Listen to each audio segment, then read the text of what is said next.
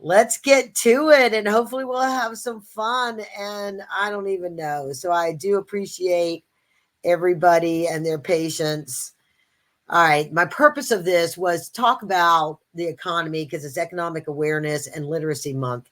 The economy is in all the news because of the election season and how people feel about their money, their ability to make it, their ability to keep it or top of mind. The economy is made up of many factors. It is complicated, but it is also basic and simple when you understand the fundamentals.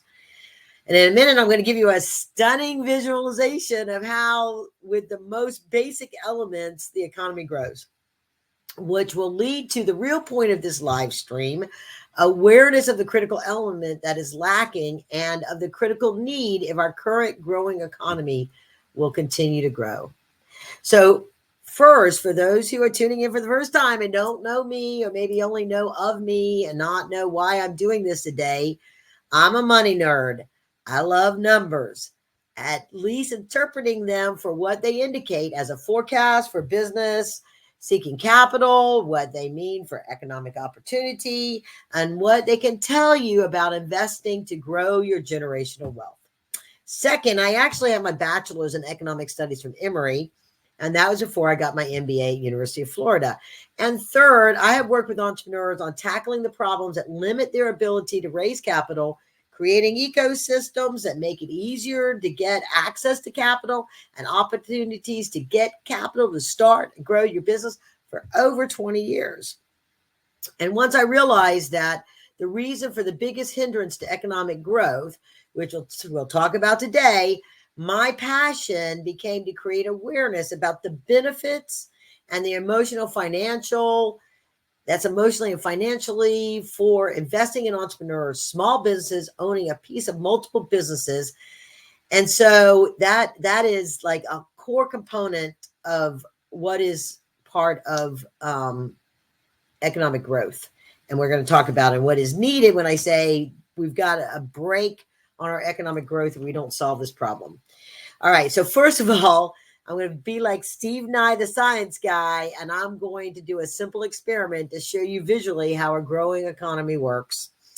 The fundamentals of what make up economy are people. For the people, it's jobs and wages. For businesses, it's spending and revenue. And when an entrepreneur has an idea or decides to start a business, they have to create something to sell. Ideally, they sell whatever that is and make a profit at it that allows them to grow and hire more people. As their business grows, they sell more product.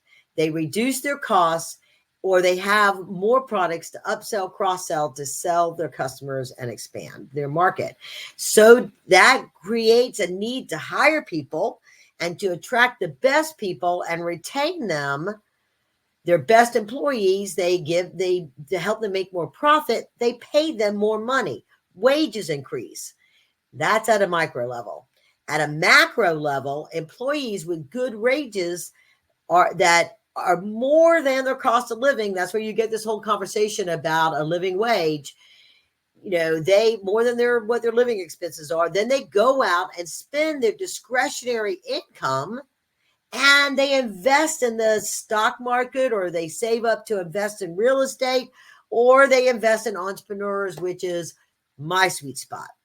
This creates a waterfall effect in that it contributes to the growth of other businesses that in turn add jobs, products, and spending to expand, so on and so on. So for those that are listening, if you would please put into the comment, what do you think is the number one thing that fuels this whole process? Just give me a comment. What do you think is the number one thing that makes this work? What's the fuel to the fire? The grease to the mechanics? And I don't even know if people are listening right now, but okay. Yeah. Right. Okay, good. Yeah. Yes. The answer is money, currency. Money makes the world go round. Capital, which makes up capitalism, right? Which is what compassionate capitalism is, a core component of that. Capital money, currency, right? So let's do that science experiment. If you can see this white liquid, and let me see if you get to see what y'all are seeing right now. Let me, yeah. So you can see this white liquid, okay? Not cocaine. It's not, cocaine is not what fuels the economy. Money fuels economy. But what's in this white not even a liquid. I'm so discombobulated. This liquid, I have to re-record this. This white powder represents all the small businesses and entrepreneurs that have ideas. And they want to start a business. They've got a problem that they're solving. They've got a solution, a product that they think people want. And what I have in this right here represents the currency, right? Currency, money, right? So businesses need money to start their business. They need money to be able to create their first product, to design it, to invent it, to buy inventory, to buy consumer, to buy the raw materials. They need money, right? So when you add money to what entrepreneurs do, what happens? Oh, look at that. It starts to expand and bubble like what we want our economy to do when it grows, right? And so as they get more money from customers, then they get to expand and create more jobs and pay people more money. And then they go out and they spend the money and they buy more things. Businesses buy things for their business. They hire contractors. They buy all kinds of stuff. It's money, right? So what happens though if they don't have the money they need to start their business or grow their business, right? So let's get into some economic indicators. Let's talk about where we are right now, and then we're going to come back to this growing economy of fizzly, bubbly, green stuff. Wasn't that fun? All right. So if you look at what is going on in the marketplace, jobs, you talk about jobs. This is one of those things. It's an economic thing. So let's look, according to the U.S. Chamber of Commerce, over the last few years, the number of applications to start a business, let's start with starting a business, has surged. Application numbers doubled in 2020 compared to recent years. And in 2021 to 2022, we saw over 5 million applications filed, according to the U.S. Census Bureau. And then the trend only accelerated in 2023 with a record-breaking 5.5 million new business applications filed. And as I heard from the head of the SBIR program, that's the Small Business Investment in Research and Development program that the government now calls Seed Investment Fund program, the U.S. Seed Investment Fund. 17 million new businesses have started in the last 3 years. That's a lot of that white stuff, right? A lot of those businesses. And so what has happened with that? Well, and we can look at the jobs market, according to the U.S. Regional Economic Analysis Project, United States annual total employment from 1969 to 2022 rose from 91 million jobs in 1969 to 212 million jobs in 2022. That is a net gain of 121 million jobs, or 133% increase. And that includes the dip in 2022 because of the pandemic, and does not include the additional 6.7 million more jobs that were added in 2023 and what we've seen in 2024, where we have had the lowest unemployment rate in decades. All right, prices. Yes, prices are higher than they were before the pandemic. The collapse of the supply chain, when you couldn't get a lot of stuff, a trade war with China, with tariffs that added costs to the suppliers and the manufacturers, the importers, that then pass that along to their customers. For the most part, they tried to absorb those taxes that are tariffs are taxes. Repeat after me. Tariffs are taxes. And so when they add that to it, it increases prices.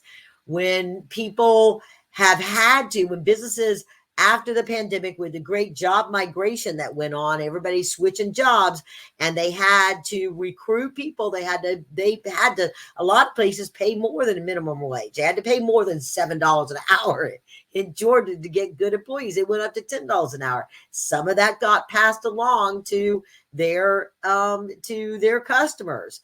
But when you look at like some things like eggs, for example, eggs happens to be the thing that people always talk about. And it has actually been really inflated over time. I looked at the Observatory of Economic Complexity. U.S. is the 13th largest importer of eggs in the world, which is part of the reason why when you have the cost of bread going up because there's a war in Ukraine, which is one of the biggest suppliers of wheat products and corn and all that kind of stuff.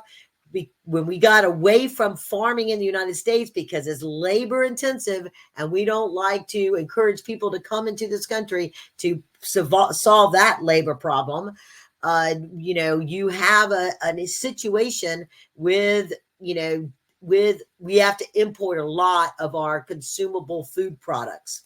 And so we've had this ongoing increase of our consumer food products. That's changing. We're going to talk about some of that when it comes to manufacturing and those kind of things here in just a few minutes. But the big thing that's an indicator of economic growth is the stock market. So let's look at the Dow Jones, right? The Dow Jones is at 42,000. It has been sustaining above 42,000 for almost the entire month of October, which is the high it has been for the longest period of time.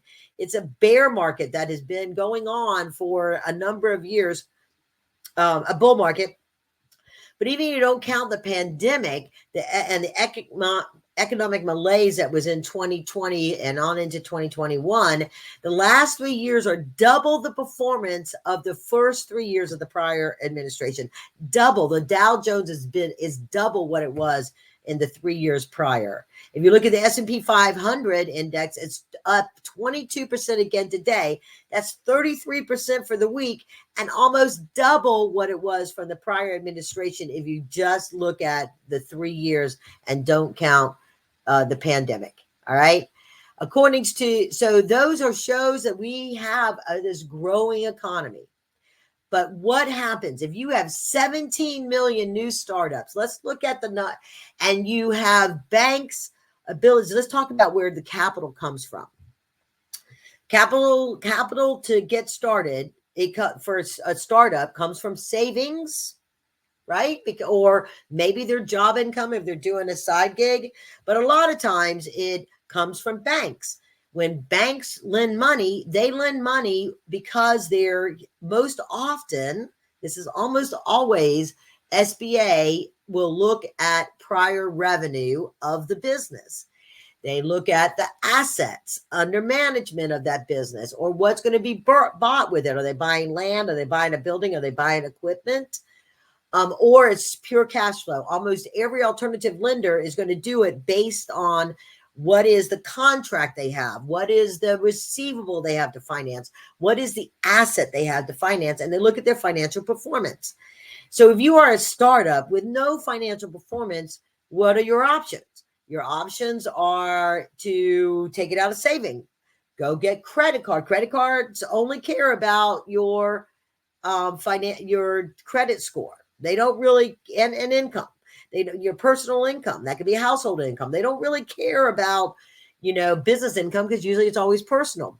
You use that and you establish business credit, then you can, and you have good business credit, then you can get unsecured loans. But for the most part, any bank that's loaning money, even in the SBA, when the government guarantees 85% of that, I think it's 80%, 85% of that, they still look at prior revenues, current revenues, and what are the assets. And so that is what banks lend. So when it comes to businesses that begin to thrive, there's the other thing. So startups need outside capital to get going. We have looked at this historically, and there are certain segments of our population that are not getting funding, that have traditionally not gotten funding from angel investors, mostly because most angel investor groups require a business to have a prototype done and know exactly who's going to buy it and when they're going to buy it at a minimum. Most groups require, that's like the West Coast Angels will let you come into an incubator with an idea. They'll start to invest. You get your product built, and then you get, you validate your customer base, and then traditional angels come in and boost that up and continue to invest until if you raise the right amount of money, you get the right amount of money you need to be able to get to revenue and self-sustaining. If you don't have enough revenue to continue to grow at the pace that you need to grow and to bring out other products, you have to go someplace else. For some businesses, tech businesses, that's venture capital. Venture capital follows on traditional angels. But with the Jobs Act, was the intention of the Jobs Act was to do two things. Open up a world of opportunity for businesses that didn't fit the criteria of traditional angels. They might be consumer products because, quite frankly, angel investors, traditional angels, like things that have a low cost of goods and a high margin, which typically is software. Software is one of those things, those kinds of things. When you get into hardware, when you get into consumer products, where every time a product is sold, there is a high cost because something has to be manufactured to do that, or a lot of labor has to go in because it's services, or, anything that has a cost associated with every product. Software doesn't. Software, you build it once, there is some cost because you have the cost of sales, you have the cost of supporting it, you have the cost of the mainframes that run it, you have the cloud that runs it, they have that, but the cost is not as great per sale as it is with products. And you can get into a subscription agreement that guarantees an annual revenue on the use of that product, where it's harder to do that depending on the business model and with consumer products. So the Jobs Act opened it up with crowdfunding for entrepreneurs. I'm not going to talk about all the ways to do crowdfunding, but for crowdfunding to be able to raise capital from your customers, from your community, from people that really loved what you're doing that you don't know, strangers, retail, stock market investors, to invest wholesale in a company that is getting going and is going to be out on the stock market. They're going to, they're buying low, selling high. It is the most predictable way to go buy low and sell high compared to really the stock market. Stock market kind of goes up, as we've been seeing, but there's always an opportunity where some bizarro thing will trigger a sell-off in a particular stock or a particular sector that the average retail investor has no control over. So there's risk associated with everything.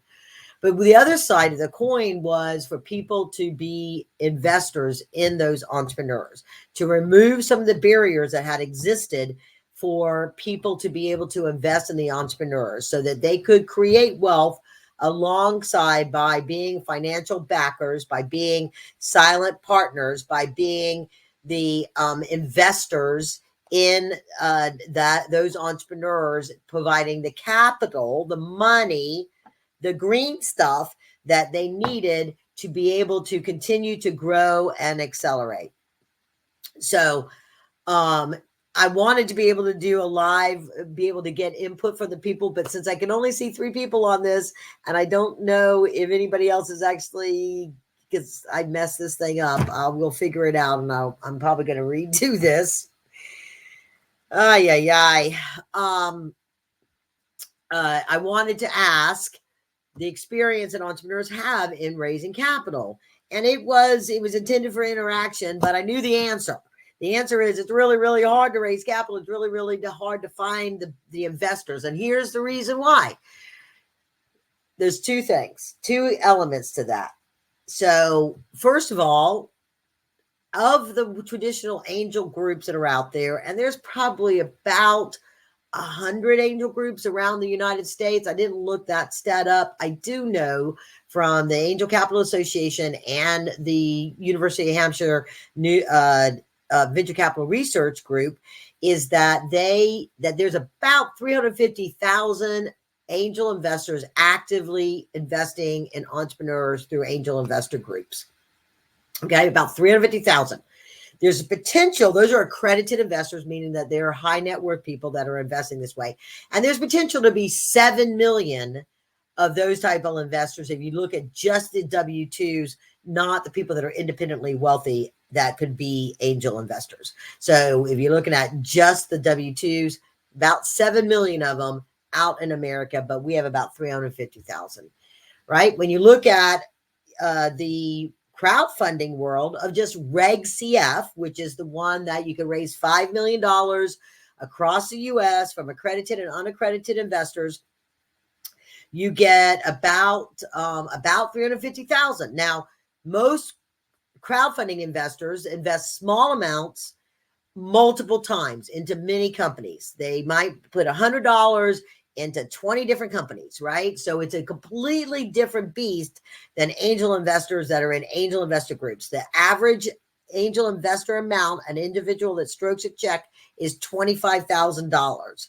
Now, in angel groups, sometimes they'll go in with $10,000 each and pool their money together to make $300,000, $400,000 one investment in that. But they, and then and an investor really likes a deal, they'll throw some more money in, but they go in as a special purpose vehicle or an LLC, the same way that a pool of 1,000 Reg CF investors would go into a company that's raising capital that way. And they're not always startups on Reg CF. I've seen a number of companies that have even raised venture capital. They're into revenue of millions of dollars that are out there raising capital under Reg CF. And why would that be?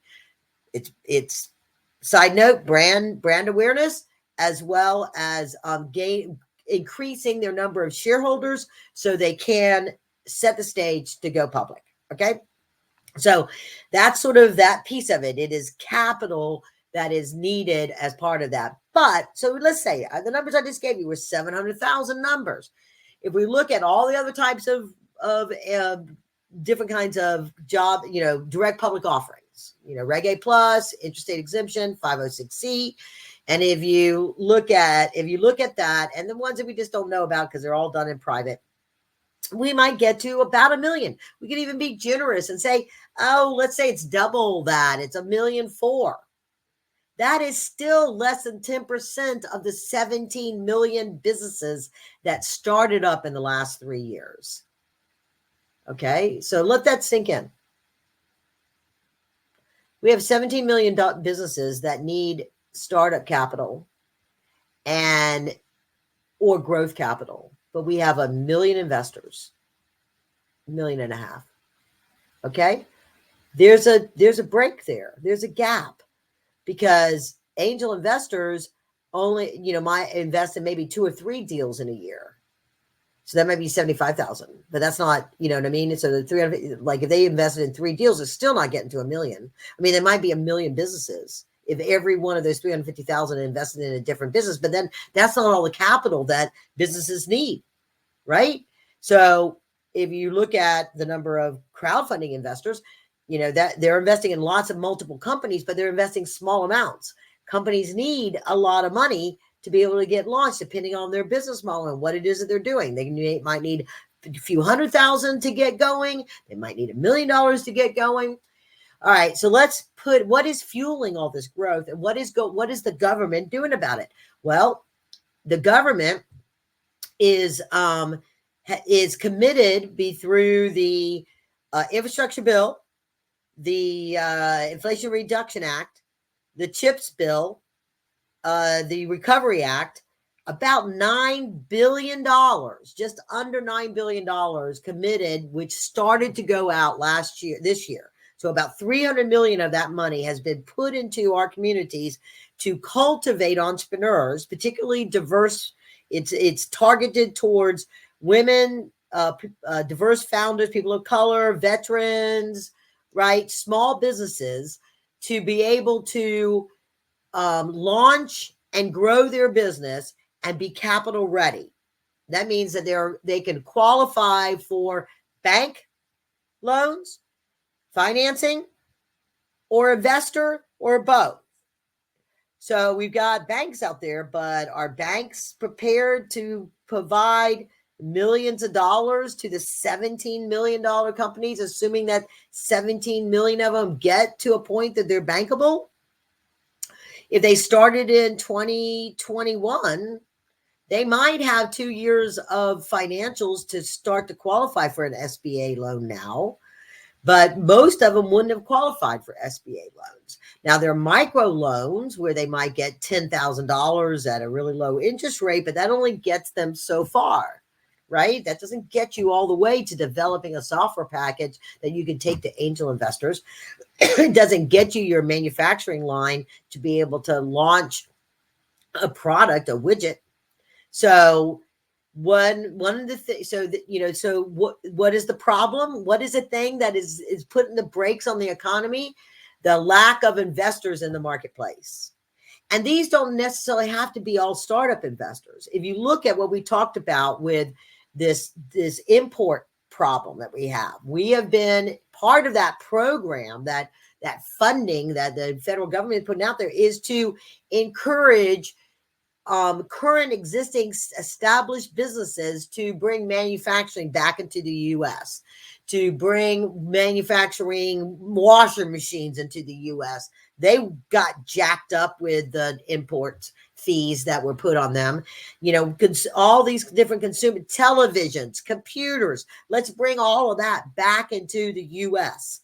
So what have you, or let's just say widgets, people that are manufacturing desks, people that are manufacturing clothing, any of those kind of things. We can bring that into the U.S. because a lot of times these entrepreneurs got started because it was easy. Let's say they got started 10 years ago. It was really, really, really easy to be able to send your manufacturing offshore. It was a lot less expensive. And in the U.S., it was really expensive if you only had enough volume to do 1 day's worth of product manufacturing. So if you're manufacturing offshore, you could get a container's worth and it might satisfy you for 30 days. You could get, financing, and you could, have a revolving thing like this.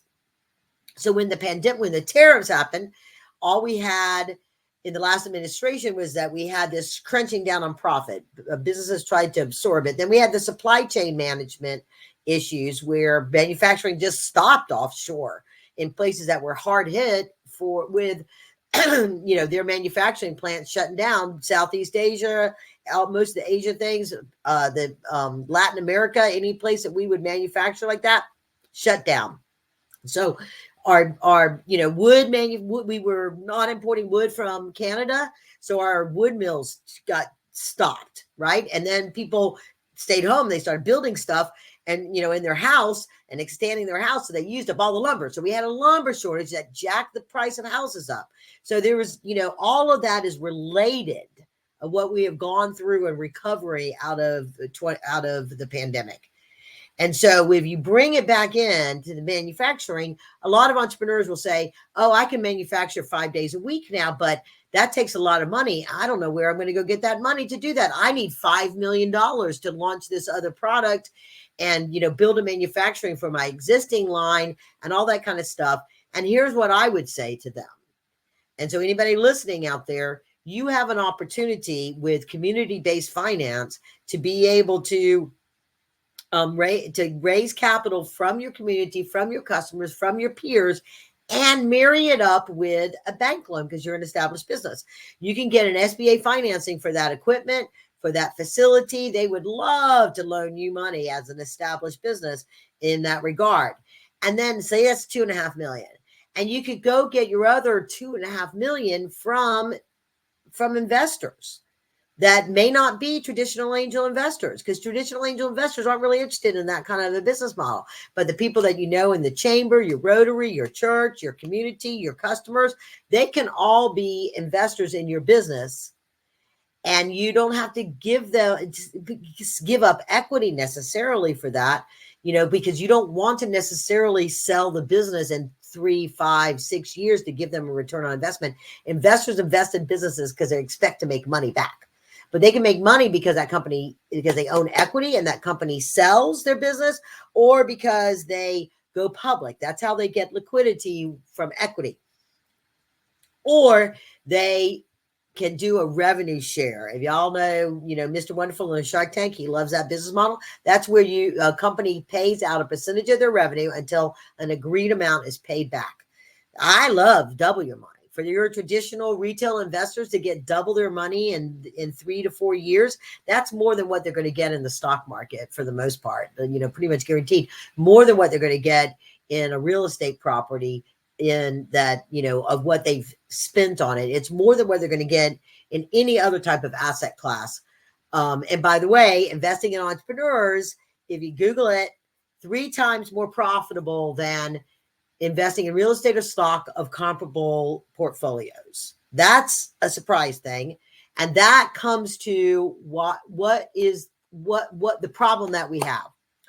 We have all these mechanisms for entrepreneurs to raise capital and different ways for investors to make money on those entrepreneur endeavors that they want to invest in. The U.S. Treasury commissioned a report that was released in January, and the SEC asked their board of advisors, and I believe it was somebody from the Angel Capital Association, they did a research study as well. Why are there not enough investors out there for all the money that the federal government is spending on these entrepreneurs, knowing that this is a source of growing the economy? Why don't we have more investors? And the answer was awareness, tools, and education. So here's my hook. Here's my punchline. Guess what? That's what I do. That's my purpose, passion, and profit. That's my, I help entrepreneurs get access to capital because I've done that for so long and I can help them. I'm a fixer for the large part. But the big thing, my big mission, the legacy that I want to leave is creating awareness of the possibility that investors can invest in entrepreneurs for purpose, passion, and profit, teach them how to do that, and give them the tools to do it with a diversified portfolio that has the mechanisms to give them revenue, like the example I just talked about, revenue share, give them revenue in the first 6 months, the way they would get revenue from a real estate project that they're buying and fixing up and getting it ready to rent. And what would that income look like? And that kind, and long-term gains like a traditional angel would expect, that says it's going to exit in 10 years with an IPO or something like that. And so that is the compassionate capitalist wealth maximizing system platform. I'm toying with the names on that, but the intro to angel investing and crowdfunding investing does just that. It gives you the tools and the fundamentals to do that. I don't have the link in here because I don't have the ability to do all of that kind of comment. I'm going to post it here, but you can go to this page and get more information about that. It is a landing page with some videos that explains more about why this is a good asset class. It means how to get started, all that good stuff. So, there's that link. And with that, since I can't take questions, I don't know how to turn anybody on to be able to make you be able to be live. You guys are actually kind of participating in this. I don't really know. So anyhow, I thank you for your patience on this. We have a tremendous growing economy right now, and it will continue to grow if we figure out how to solve this problem of bringing more investors into the marketplace to be able to invest in the entrepreneurs that need their capital to launch and grow their business. And everybody wins. If people can get a job that gives them more money, that creates discretionary income that then they go out and spend, imagine what happens if businesses, if people in a community, people across the country invest in entrepreneurs and are paid a percentage of their revenue. You don't have to quit their day job to go start a business to be the pursuit of financial independence. They can take their extra liquidity and put it into multiple businesses that pay them on a regular basis or pay them long term with a multiple on their money. And they can use that to then grow the wealth for their family, invest in other things, continue to invest to, and compound that growing source of wealth. As businesses succeed, the people in their community, their customers, and others also succeed and create wealth. We have all of the sources of capital for small businesses and entrepreneurs to launch and grow, sitting on the sidelines because people do not know they have the ability to do it and don't know how. So with that, I'm going to say thank you for tuning in. Thank you for your patience for this nightmare. I will edit this so that it can be shared, and I will try to do it again so I can actually have a live Q&A. And I apologize. But I do really want to hear from the entrepreneurs and the investors in my community about their experiences in learning how to be an investor, their knowledge of angel investing. Like, did they know about this? Is this new news to them? And when did they become aware? And, for the entrepreneurs, have they tried to raise capital? What has been their experience in raising capital? Because part of the problem when you're dealing with the angel to venture capital thing, 20 companies apply, 5 get to go through the screening, 3 go to get to present, 1 gets the money. That's not to say that the 17 weren't worthy. They just didn't fit the criteria of that angel group. Or the 2 that didn't get through to present were not good companies. It just happened to be what they picked. It was their subjective decision to do that. But what happens to those other 17 companies? A lot of communities only have 1 or 2 angel groups. So there's a lot more businesses that could be invested in if we had more investors in the marketplace, more angel investor groups, and more retail investors willing to put money into wholesale investments into small businesses at all different stages, from startup to growth. It's all out there. And whatever you're passionate about, the problem that you want to solve, there is a company out there, an entrepreneur that had an idea about how to solve that and is trying to solve that. And you could share in their success without all the risk of being that investor. And so with that, again, thank you. Onwards and upwards. And I'm going to end this now.